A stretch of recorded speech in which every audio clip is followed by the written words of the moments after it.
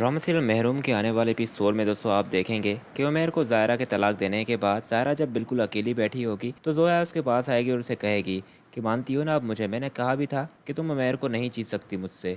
उमैर हमेशा से मेरा था, बस तुम ही बीच में आ गई थी। खैर अब तुम्हें तलाक मिल चुकी है, अपनी इज्जत पूरी करो और यहाँ से निकलो। ज़ायरा उसे कहेगी कि एक दिन आपकी असलियत उसके सामने आ ही जाएगी, फिर वो आपसे भी इतनी नफरत करेगा जितनी मैं अभी उससे करती हूँ। जिस पर वो उसे कहेगी कि कौन बताएगा उसे, तुम्हारी बात का यकीन करेगा वो। खैर दोस्तों उसके बाद आप देखेंगे कि उमैर का बाप उमैर के पास आएगा। जब उमैर देखेगा कि वो कितना गमगीन बैठा हुआ है तो वो उसे कहेगा कि इस तरह से बैठने का अब कोई फ़ायदा नहीं है।